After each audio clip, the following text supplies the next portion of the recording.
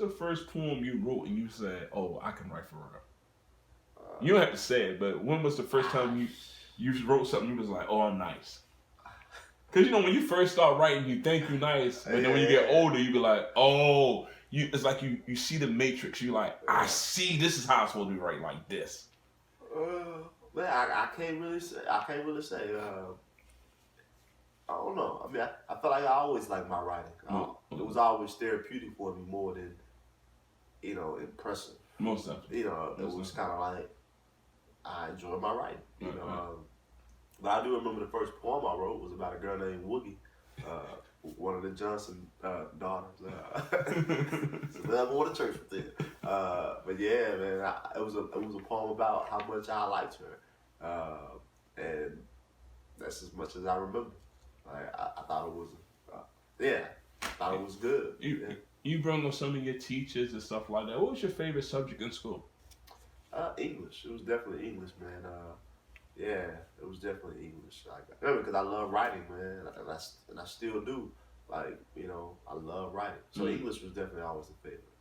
Did you ever have a mentor in poetry, or you always just self-sufficient? Yeah, I had several mentors, man. I would say one of my first mentors was a guy named Mo Man.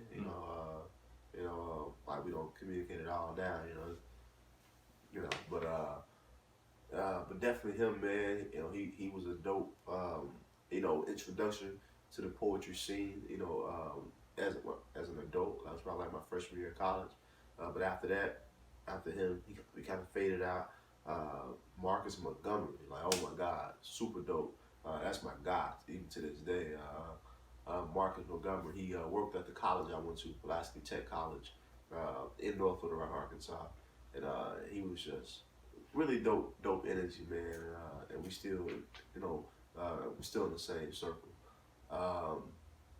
And then after that, man, my poetry family, man, my poetry group, Foreign Tongues, shout out to them. Man, we started traveling the country together, competing. Southern Fried Poetry Slam, one of the second largest poetry competition in the world. We won second place in 2014 as a group. So that really became my poetry team mentor. We all mentored each other. And to this day, man, we best friends, man. That's been since 2011, man. Like, that's the fam. Like, they're more family than family. I even married one of them, my wife. So she was a part of the group too, Drika. We still rock and roll. So I met her in 2012 when she joined the group, and and we mixed business with pleasure and made love. Look, you brought up Drika, and she's a beast too. Oh, yeah. How does it help you with her knowing poetry or knowing the elements of the business like you? How does that help with your marriage in a positive way? Man, I'm sorry. This might somebody from my gallery text me, but ask that question again. How does it help that Drika is in the same business? Oh yeah. Man, of course, man. I remember being in 2013, man. When I was writing my first stage play, so all my stage plays are choreo poem plays, man. I remember her just, listening to all the ideas and to the poems that were in the play, and just offering like true criticism, because she understands poetry and she understands my writing and my voice and what I'm trying to say. So it definitely, she's able to offer a true ear, when I'm in my writing process. So it definitely benefits, man. So so she understands it. She understands, everything, man. Because the thing about it is, because I've also, dated non-poets, women who are not poets, and everything I read to them is amazing. Oh, this is the best thing ever. But with my wife, she's able to be real with me because she understands. So it's definitely a great benefit to have her in my life as a poet. But yeah. What does poetry mean to you? Man, poetry means to me,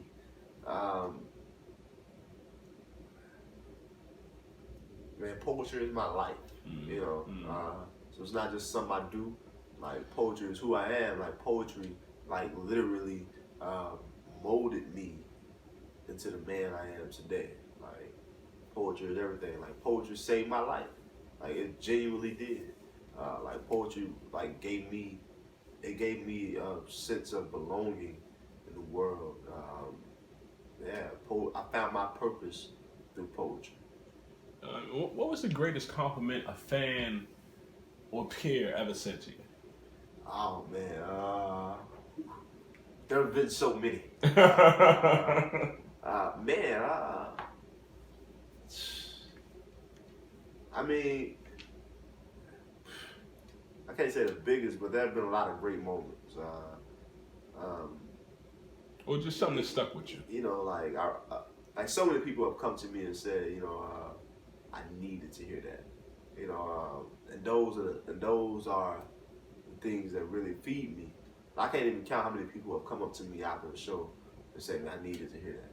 Or, you know, I saw a poem online and saw me in real life and was like, man, thank you for your poem. I was in New York City at the New York City Poetry Festival this year, and a young lady came up to me and was like, hey, I'm visiting from Canada. I walked by, I was like, that can't be, it's him. You know, and you know, so just to, you know, it's just so many moments, man. I performed at a library in 2017, and this man said to me, this is a true story. It's in my book too, my latest poetry book, Black Boy Blues, and this white man, he rolled up to me in his wheelchair after the show, and he has a hearing aid or whatever, and he was like, man, I haven't been able to hear very well, like, for a long time. But he said, tonight, man, I heard every word you said. Damn. And I was like, that's deep. Well, thank you. That's deep. Shit.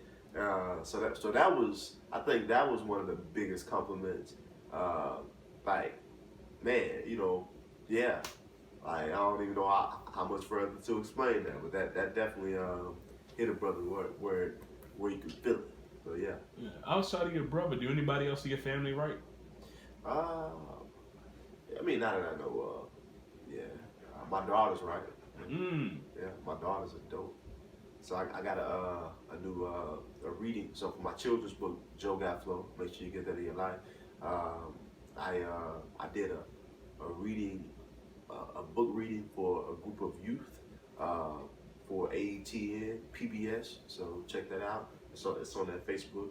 So you can check that out. It's also on my Facebook page, The Chris James Journey.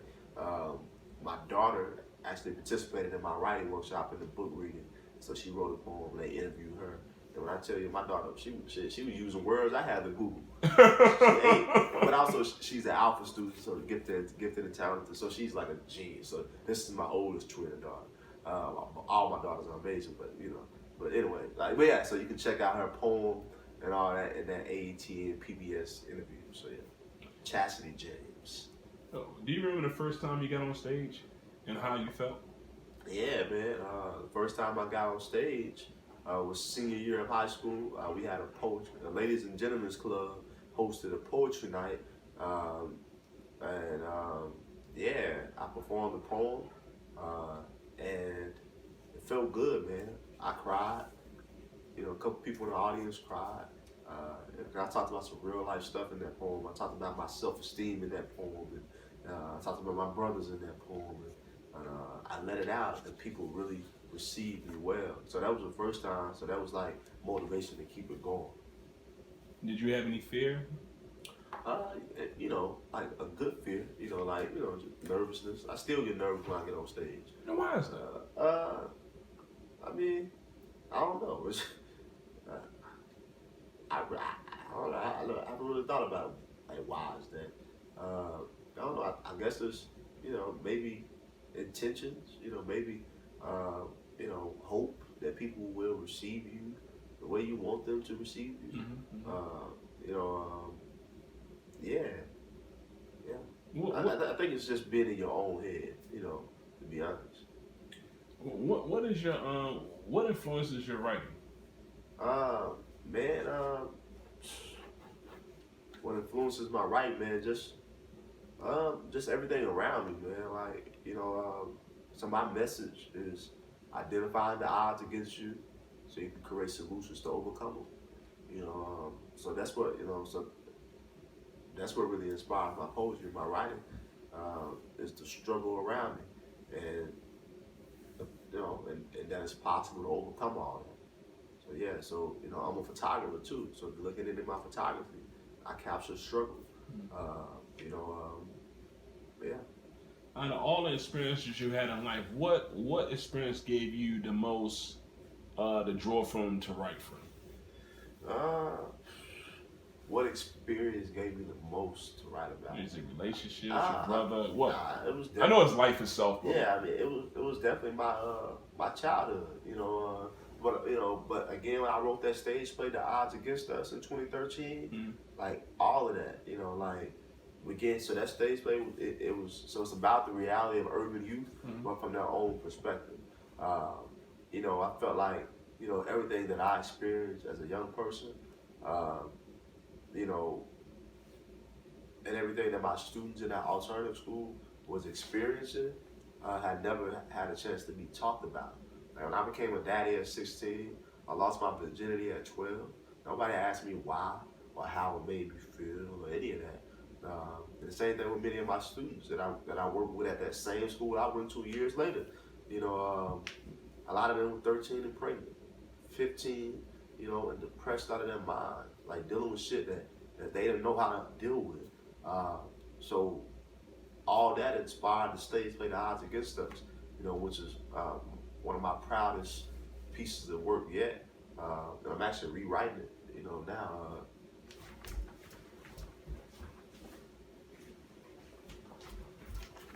Here's the script for that. So like I'm literally like going through the script like as we speak, and I'm rewriting it, like seeing how I can make it. And I wrote it in 2013, so I'm rewriting it to make it more relevant to a 2019 audience of youth, because it's really for the young people, but it's also for the adults who are interacting with these type of young people, so they can get a really inside scoop of their reality. So the odds against urban youth and youth who look like me and look like my children, my sons and daughters, is what has mostly inspired my writing. What do you think? Different question. When was the first time the title for that play came into your mind? How many titles you had for that play before you chose that name? I don't even know. I felt like this was always the one. Right. Yeah. I guess because when I started writing it, it was I was really basing it off statistics. So the play is called The Odds Against Us, U.S. Right, urban statistics. So the title says The Odds Against Us, right? So it was really on those urban statistics about urban youth, and so I felt like that was the first time. I don't know. It's been almost 10 years. 7 years. How have your writing elevated over the years? I know you went from writing poems to writing plays, and also you're doing movies now too. Yeah. But how have your writing in the poetry? God bless you. Thank you. How did your poetry 2 times? It's always another one, maybe a third. How did your poetry, your writing in general, elevate over the years? I guess it became more experience, because I've, of course, lived a lot more over the years. So it's definitely, developed in that manner because I'm just more experienced. I'm able to see life more clear than I once was. So a lot of poems that I was writing back in 2010 or 2007 and 8, art is relevant to my existence now, right? Because I now see the world clear. I also see I also see situations differently. I'm a lot more open-minded. I'm a lot more realistic.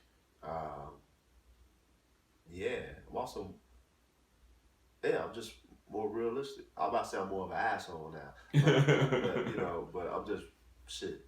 I'm a realist, and I just see shit for what it is and for what it ain't. Yeah, I'm a real simplistic person, man. And I think, I'm simple. I'm realistic, and I think my writing now truly reflects that. What's one of your favorite poems from somebody else? From somebody else, man, it sounds crazy, but like as a writer, I don't read as much as I should, and as a poet, I don't really listen to as many poets as I probably should. Mm-hmm. I just don't. I don't know why. But I know why. But I think. I know why I think. Why you think? I think because you're on your own journey, and when you're on your own journey, you really don't have time to keep score. You don't have time to be looking at nobody else's scoreboard. Yeah, exactly. I'm looking at my own scoreboard. But one of the poets that I definitely admire, man, is Black Ice. Like I just love every fucking day he spits like beast. Like I love his urban sophistication. It's just. I would call you pussy, but you too female. He's just dope. So I will say I do have a favorite poem by a poet because I show it at all my workshops when I teach in schools. What's that name? Sabrina Benham. It's a poem called "Explaining My Depression to My Mother," and I love it so much. Not because I can relate to it so much, but I love it because the writing is so fucking dope. I tell you, she really uses language so amazingly in it. I just love the piece, man. Like she truly, I always teach people that writing is painting pictures with words, and I love the poem by Sabrina Benham so much because she truly gets it. Like she paints pictures with her words. It's like a movie. It's like moving pictures with words when she speaks and when she writes.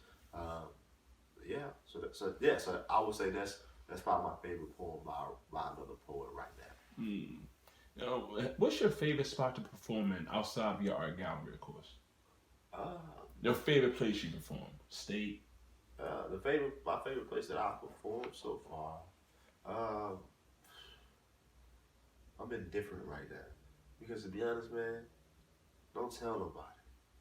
I don't really enjoy performing poetry anymore. And I haven't for years. Poetry is my love, my first love. I still love her to death. But I don't know. I guess it's just so much politics, man. I don't really like the idea of performing it. I'm more into the experiencing of my poetry and sharing the experience of my thoughts and my words with other people, and not so much of showing up somewhere and having to entertain people. Like that ain't what I'm on no more. But I would say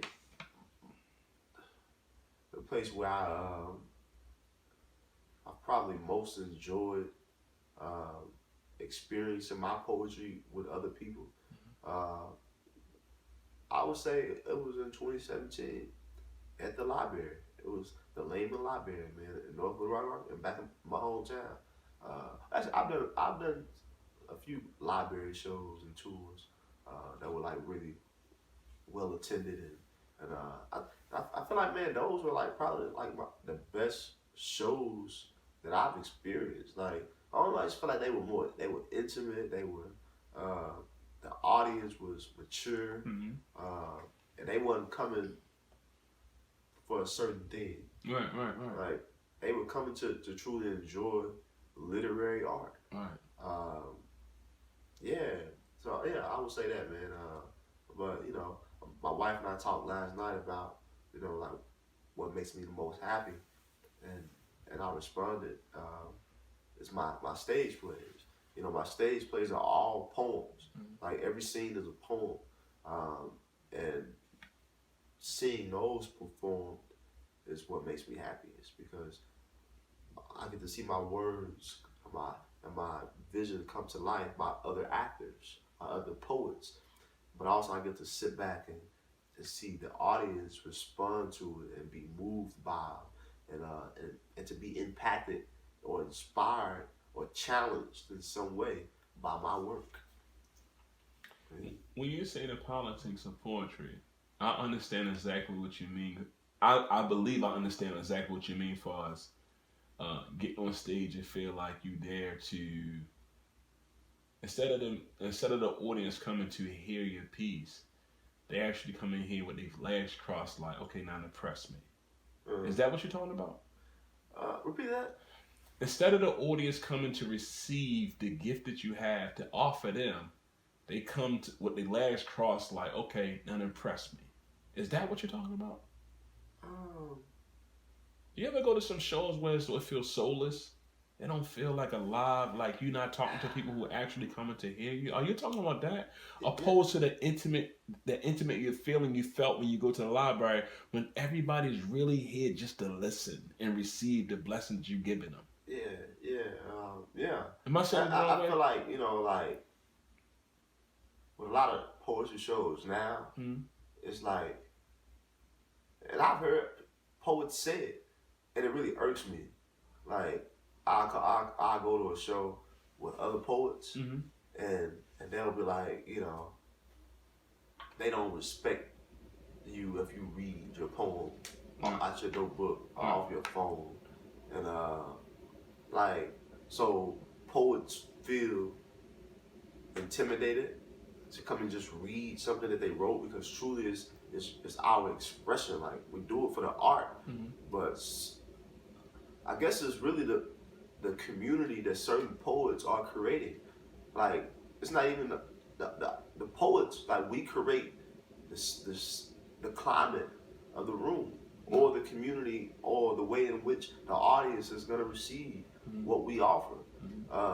And I feel like, a lot of times, a lot of poetry scenes across the country, especially in Atlanta, it make you feel like you almost have to show up with only your best Sunday suit on, or poem, versus reading something that I just really want to share today.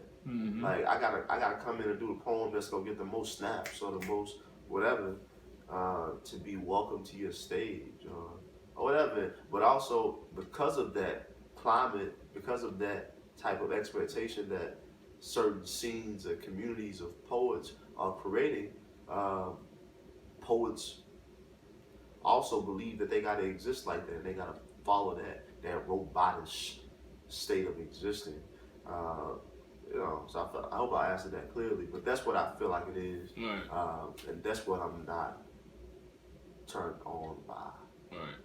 When it comes to the poetry community, and just performing poetry, but also, I was a slam poet for a long time, and I just got really burnt out on the idea of writing a 3-minute and 10-second poem to be judged by random judges, to win or lose in a poetry competition. And it's a reason for it. Like, it's definitely an art for a reason. It's its own thing.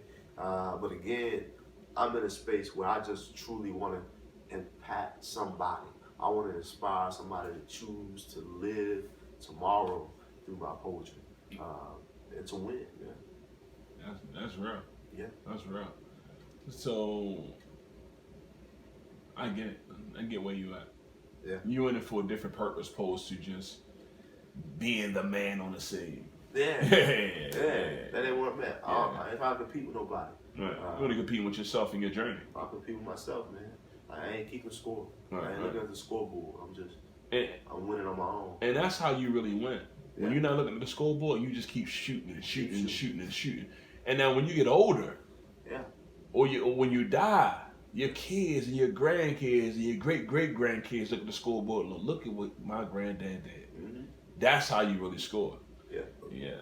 But from my thought process, it's funny because at the show I host, I don't treat people like that. You can use your phone, use your paper, do whatever you got to do. The only time you can't use your phone on your paper, from my perspective, is if you feature it. But that's also up to the interpretation of what you want. I say that, but then I also seen people body it with a phone. Yeah. So if you're doing it and you're doing it in a way where as though it can be received, it still really don't matter. Yeah. Whether it's phone, paper, reading off your hand, if it's written on your hand, whatever, as long as the message is put out there where as though people receive it, because you got to ask yourself, what you in it? Are you in it to get money? Yeah. Are you in it to help people? Are you in it for people to say, yo, you the man or you the woman? Yeah. What are you in it for? And once you decide what you're in it for, that's the level you got to go on. You got to stick with that and not let nobody bend you and twist you, because we in this to be free. Yeah. So if we in this to be free, it go back to that robotic stuff you said. If we in it to be free, why would you come in this with your thought process and let somebody bend you and twist you into being a robot when this is the only place we could be free, damn near? Yeah. I mean, I get it. So I mean, I own a venue, right? I own the House of Art in Little Rock, Arkansas. Turn up, go to the House of Art at Poetry every Friday night. So I get it, so you definitely won't, it's a business at the end of the day. Like, if I book you to be a feature, I definitely probably want more of a show to be put on. And that's, and there are poets that do that. There are poets who sit in the mirror all day and work on performance, and those are the poets that make it book for the feature. That's cool, but think about who are the poets that are no longer living, and those who are still living, who are most respected and are most wealthy. Like Maya Angelou wasn't getting on stage performing, doing all that shit. Giovanni, who's still with us, wasn't getting on stage doing all that shit. So that's where I am in life. Like, I want to be respected by the literary world. Most definitely.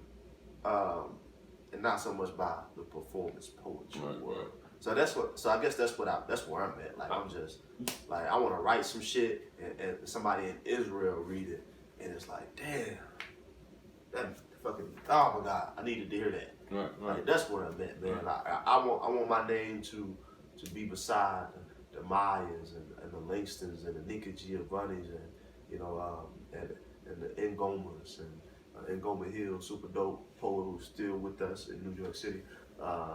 Like, that's where I'm at, man. Right. And it's also seemed like you at the place where as though you wanna save people. Yeah. You want a stage to heal, not say heal and save. Yeah. So you in it, we all want money while we doing it. Yeah. But we ain't in it solely for the money. Yeah. You know what I mean? Yeah. Yeah. Well, have you ever been heckled while you was on stage? I don't think I've been heckled. I think I've been in spaces where, like, the audience wasn't as receptive, because it was probably at a loud bar, just the short answer, no, I've not been heckled on stage. When was the last time you went blank in the middle of a poem? Oh man, shit! I keep mentioning New York. I've been there so much in the last few months, in the last couple of years. But I was doing a cipher at the New York City Poetry Festival.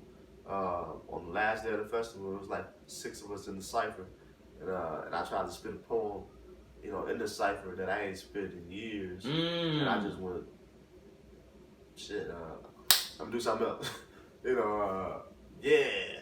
Well, yeah, that's the last time. Won't do that again. How many poems do you currently have locked in your head? Oh man, I don't even know, man. I can give you an hour show for sure. Right. So I got a good hour and something. Yeah. So you say you about to have an hour, but you also have plays in your head too. Oh yeah. So I that's something about me, man. Like I don't know, my brain work like that. So I guess I got hours of shit in my brain, because I do memorize my stage plays. 59 pages sometimes, 70 pages, 30 pages. I memorize my stage plays because every word is important to me. I want to make sure my actors are staying true to my script, because I wrote that word for a reason. And they may say, you know, toast. I'm like, no, it say toaster. You know, like, so I'm really particular like that. So I really kind of I get married to my scripts, and I really yeah. So yeah, so I put them down in that manner in my head. Like when I'm writing, I'm memorizing it. Yeah, because I repeat it so much. Like I'm reading that line again to make sure it sounds right, to make sure it's flowing like I need it to. So yeah. What's your process on learning new stuff? How many processes you have? Would you mind sharing your processes? Yeah. How you learn this stuff? I mean, really, I'm memorizing it as I'm writing it. If I like it, or you know, nowadays I don't really have as much time, like mentally, like to be memorizing stuff. There's so much that's happening in my world now. I got good problems. But when I do go back and try to memorize something, you know, I'm literally just kind of memorizing it a stanza at a time, or a paragraph at a time, or maybe 5 lines at a time, and then I move to the next piece. You know, like so I'm literally like reading it, put it away, saying, make sure I said it up, make sure I'm memorizing the right and saying it aloud the right way. You know, so it's just a lot of repetition. You know, a lot of repetition for me. Have you ever felt sorry for somebody that had to go on after you? I don't know. I ain't got no ego like that, man. It just is what it is. Everybody's in their own lane. Most definitely. You know, like I felt a certain way after going after certain people. Like, oh shit, this person just did a whole poem about sex and sucking dick and doing all that. So now I gotta go up here and do something inspirational. Like this crowd want to hear more of this. Mm-hmm. You know, so I felt certain ways, but never not like, man, I feel sorry for myself. I'm scared to go after this person, or damn, they got to go after me. Mm-hmm. Like, nah, I don't really feel that way about myself in that manner. It's funny you just said that. You felt the way you felt about somebody doing a sexual poem, and you ready to do something positive. And they bring me back to what we was talking about earlier. The thing is, in poetry, and sex is positive. Yeah, sex is positive. That's how we got here, all of us. Even you watching this right now, starring Chris James. Let me say this. The thing is, we have to remember is whether you're saying it on paper, whether you're saying it off your phone, whether it's sexual, whether it's inspirational. Everybody has a voice that needs to be heard, because it's somebody out here that think like you. Yeah. So whether it's the poetry community in Georgia, Chicago, Arkansas, Baltimore, New Orleans, just remember that, Chris James, myself, and all the other people you've seen in these interviews, we got to the level we got by just getting on stage and sometimes reading off paper.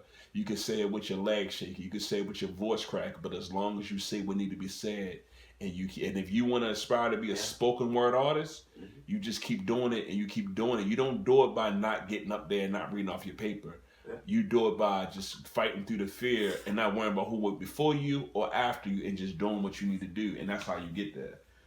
And anybody who have a narrow-minded thought process, or somebody reading off their paper, or just not featuring, just reading off their paper or reading off their phone, and they trying to get to the level they want to get to, shame on you for dismissing these people, or shame on you for making these people feel a certain way when you remember at one time you was there too.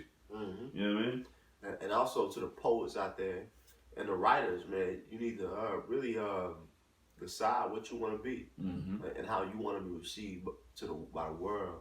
But also, don't look at the poetry community that exists around you as the only type of poetry community. Most I've traveled a lot, and I've discovered that there are communities that love just the reading of your poems. There's communities that exist like that. So everybody ain't got the spoken word. Everybody's not a spoken word artist. So you have to decide, like, do you want to be received as a spoken word artist, as a poet, or as a great poetry writer? Those are all different things. And you need to really discover what those are, research them, figure that out.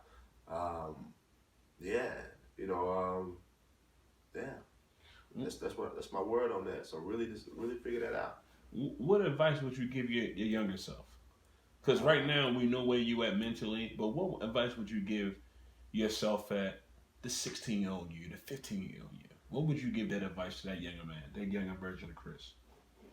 Oh man, everything you're going through right now, use it.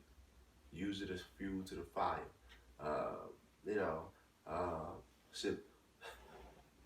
If I can break outside of the art talk, the advice I would give myself, the 16-year-old me, is to work on your credit. You know, Most definitely. Like establish credit ASAP. You know, at 18, 19, establish credit, like positive sources of credit. Get a secure credit card, right? Man, like I just got my first 2 credit cards this year. I'm 29 years old. Like, but getting them, man, like being that I have never done anything about credit, like as soon as my credit started seeing that shit, like my credit score went from like 5 something to now I'm damn near 700 in less than a year. Swear to God, I will show you. But the point is, I'll show you. But establish credit so you can have access to capital, right? So you can go to a bank and they approve you for that $100,000 house you want to buy. So ownership, right?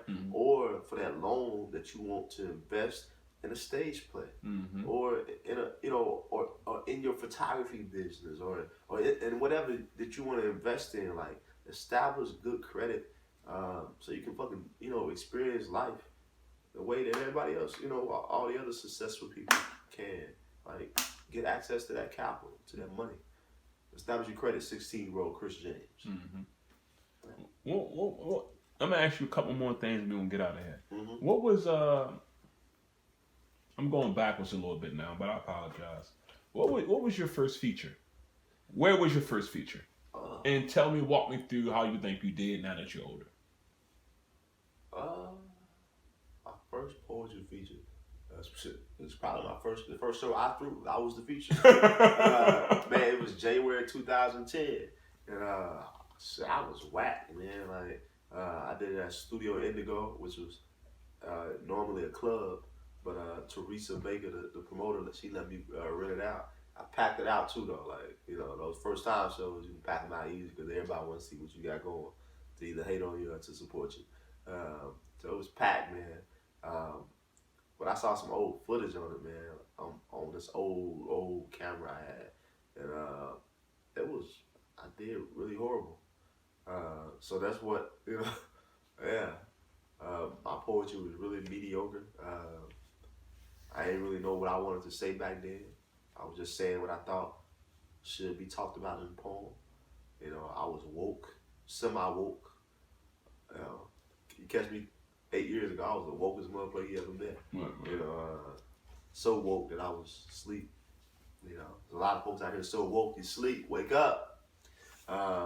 Yeah. So that was that process, man. But also, I realized that it's an art to being a featured poet, a performer, or singer or whatever. Like you really got to know how to have a conversation with your audience. Like to make them feel like you perform, but you also are narrating a whole experience. You're narrating a story for them. You're starting somewhere and you're taking them somewhere. So as a featured performer and poet, I've had to learn that I have to take my audience on an emotional roller coaster ride. I have to make them laugh. I have to make them smile. I'm taking them on a journey. Through every performance, and I do that really well now. So so I still do poetry features at colleges or just wherever really, and I'm gonna give you what you pay me for. So book me. So that's what I've learned differently from when I started. I know how to put on a show when I'm inspired to. How was your TED Talks experience? Explain that. Explain how you felt doing TED Talk, and tell me how it is to be on TED Talk behind the scenes. TED Talk, man, behind the scenes, it's cool. With TED Talks, Like you definitely gotta have your speech prepared and present it to them beforehand. You gotta have it memorized uh, because they don't want any surprises during your speech. Like they want to know exactly what you say, but also they make you rehearse before the actual talk because they want to make sure you're able to deliver that message as you submit it to them verbatim. Mm. So it was a pretty cool experience, man. For me to be the only one in that room, I was the youngest. That was a part of my conference. Only one without a college degree. Um, somehow, some way, I was allowed to sit at that table, and that was dope. So that was a really life changing experience for me, man. I remember being in Louisiana, a lot of places, man, and people just come like old white women coming up to me saying, "Oh, I saw your TED talks." So it's definitely added some dope. It was a dope accolade. Yeah. So you had the art gallery. You did newspaper when you was young. You've been on TED Talks. You did plays. You did, of course, poetry. You've hosted shows. You have your clothing line. You updating your new play now. What are some of the things that you're doing? You have books. You're an author. So what are some things that I don't know about that you've done in the past that you can talk about that I might not even know about? Because you brought up multiple things that you've done, and I'm sure we haven't even scratched the surface of how much more you're going to do. So, Uh, I mean, I think you touched on a lot. I just wrote the children's book, Joe Got Flow. That's doing really well. Dope children's book. As I think I kind of mentioned it earlier that I think it's been one of the biggest moments of my life so far is I was the keynote speaker for U.S. Congress back in June at the U.S. Capitol. For young artists, I got to talk at the U.S. Congressional 39th Annual Art Competition, inspiring over 500 young artists that it's possible to make a living off your art. I shot a film called 30, inspired by starring Karan Joseph, Riley J. Wells, Ashley Chiffon, and Melanie Mitchell. So my first film that I wrote, directed, funded myself. It was recently accepted into the Black Film Festival Atlanta, which was dope. I was in 2016. I was invited by Alan Ferguson to host Solange's listening party in New Orleans. So I don't really talk about that a lot. So that happened. So I got to go to the Saint Huron house in New Orleans and be a part of her listening party.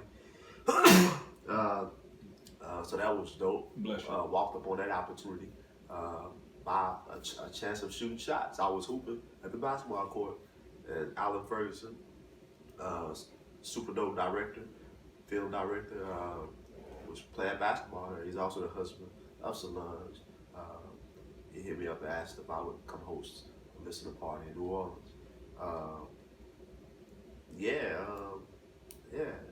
I'm sure I've done some other stuff in my life. Check out the website, thechrisjamesjourney.com. Is there anything that you want to talk about that I didn't ask you? Nah, I think we hit them. We hit them all. Okay. I need two more things and we out of here. One, give them all your social media information. Man, follow me. You can put in Chris James Journey everywhere. That's the website, that's the Facebook, that's the Instagram, that's the Twitter. Chris James Journey. I'm Chris James and I'm on a journey, baby. So that's definitely all the social medias and websites, all the good stuff. If you are a playwright, I am the founder of a nonprofit called the Roots Art Connection, and we are putting on our first ever Arkansas Theater Festival. So it's a theater festival. I mention Arkansas a lot because that's home. That's where I'm from. I live here in Atlanta, Georgia, but Arkansas is definitely home. So ArkansasTheaterFestival.com. Definitely check that out on my social medias and all that good stuff. Get involved if you're a playwright or an actor. Yeah.